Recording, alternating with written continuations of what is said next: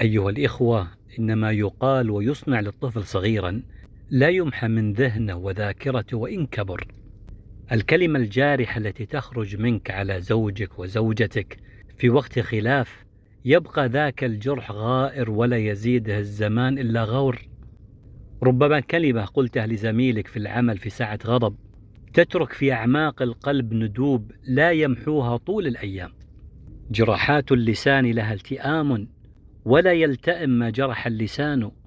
جميع أنواع الجروح أيها الإخوة تندمل وتلتئم إلا الجروح التي تحدثها الألسنة، هذه لا تلتئم. ولهذا أوصى النبي صلى الله عليه وسلم معاذ بن جبل رضي الله تعالى عنه وقال: كف عليك هذا، وأشار صلى الله عليه وسلم إلى اللسان. فقبل أن تنطق بكلمة جربها على نفسك، لو قيلت لك هل تتقبلها أم لا؟ وهل ستجرح وتؤذي مشاعرك أم لا؟